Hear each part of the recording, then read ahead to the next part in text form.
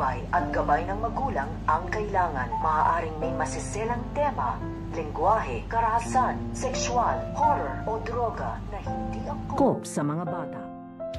Dahil sa pagtutulungan nito nga ni Para at nito nga ni Joyce ay matatagpuan na nga nila dito kung nasan nga ito nga si Apo Berta. Dahil natuklasan na nga nito nga ni Para na ito nga si Apo Berta ay makakatulong nga daw ito kung paano nga daw siya makakabalik at paano nga daw niya mababawi ito nga daw kanyang katawan dito nga daw kay Para. Kaya nung natagpuan na nga ni Para at nito nga ni Joyce ito nga si Apo Berta ay gulat na gulat nga dito ito nga si Apo Berta at sinasabi nga na kaagad dito nga kay Para na siya nga daw ang sumasanib dito nga daw kay Lucy. Pero ito nga si Para ay ipapaliwanag nga niya dito nga kay Apo Berta na siya nga daw dito ang tunay na Lucy at humihingi nga ito ng tulong dito nga kay Apo Berta upang mabawi na nga daw niya dito ito nga daw kanyang katawan na kinuha nito nga daw ni Para. So pakakaabangan nga natin dito kung matutulungan nga ba nito nga ni Apo Berta ito nga si Para na makabalik na nga ito sa kanyang tunay na katawan.